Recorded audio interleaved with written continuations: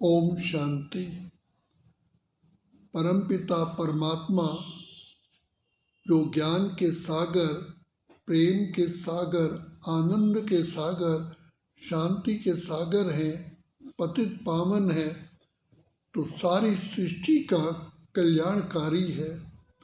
तो बाप आकर के सारे विश्व का कल्याण करने के लिए कलयुग के अंत के भी अंत में आकर के पतित विकारी दुनिया को आकर के फिर से सुख धाम बनाते हैं। तो सबसे बड़ा कर्तव्य पिता परमात्मा करते हैं, जो कोई मनुष्य या देवता या सन्यासी या महंत या गुरु कोई भी नहीं कर सका। तो बाप आकर के सबसे पहली पहचान हम बच्चों को देते हैं कि बच्चे तुम आत्मा हो और तुम आत्माएं ही महान से महान थे, श्रेष्ठ से श्रेष्ठ थे, सर्वगुण संपन्न, 16 कला संपूर्ण निर्विकारी थे। श्री लक्ष्मी श्री नारायण तुम बच्चे ही थे। और कैसे तुम धीरे धीरे इस पतन की ओर आए, क्यों आए? तो बाबा ने कहा सतयुग त्रेता में तो आप इसी स्थिति में टिके रहते हो, क्योंकि तुम अपने को आत्मा समझते हो, सोल कॉन्शियस में रहते हो। जैसे ही द्वापर में देह अभिमान में आते हो, तो देह अभिमान जैसे दिया बुझता है तो अंधकार छा जाता है। तो देह अभिमान में आने से तुम आत्माएं अंधकार में आकर के फिर काम, क्रोध, लोभ, मोह, अहंकार, ईर्ष्या, द्वेष के वशीभूत हो जाते हो। सारी की सारी शक्तियां ही नष्ट हो जाती हैं। तो बाप आकर के जानते हैं कि कैसे आत्मा पतित बनी है और कैसे पावन बनेगी। तो सबसे पहला कर्तव्य शिव बाबा आत्मा को पतित से पावन करने का हमको सहज योग सिखलाते हैं, ज्ञान देते हैं। पहले ज्ञान देते हैं कि तुम कौन हो, फिर पिता परमात्मा खुद अपनी पहचान देते हैं, मैं कौन हूँ। तो बाबा बार बार कहते हैं तुम मुझे कहते आए, तुम मात पिता हम बालक तेरे, तुम्हारी कृपा ते सुख घने रे। लेकिन पिता मात पिता कहते हुए भी पहचान नहीं। तो बाप आकर के पहचान दे करके हमको योगी बनाते हैं। तो पिता परमात्मा को याद करने से हमारे सारे विकर्म विनाश हो जाते हैं, संस्कार परिवर्तन होता है और अनेक आत्माओं के कर्जा चुकतू करने के लिए बाप हमें ज्ञान देते हैं कि बच्चे दे ज्ञान तो छूटे ग्रहण।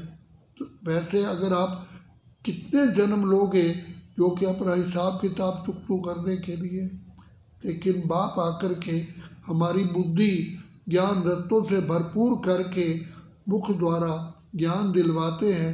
इससे हम कर्ज मुक्त बनते हैं। आत्मा के पावन बनने के लिए बाप योग सिखलाते हैं। जैसे पिता परमात्मा की याद ही योग कहलाता है। दूसरा, ज्ञान का हमारे द्वारा भंडार बना करके हम सारे द्वारा दान दिलवाते हैं। तीसरा, हमारे द्वारा सेवा कराते हैं। तो सेवा करने से हमारा पुण्य का खाता जमा होता है और हम विश्व पर राज्य कर सकते हैं। तो इससे ही हम प्रकृति जीत, माया जीत, जगत जीत, कर्म इंद्रिय जीत बनते हैं। तो बाबा कहते हैं बच्चे पवित्रता ही सुख शांति की जननी है, और पवित्रता आएगी बाबा की मीठी मीठी प्यारी प्यारी याद से।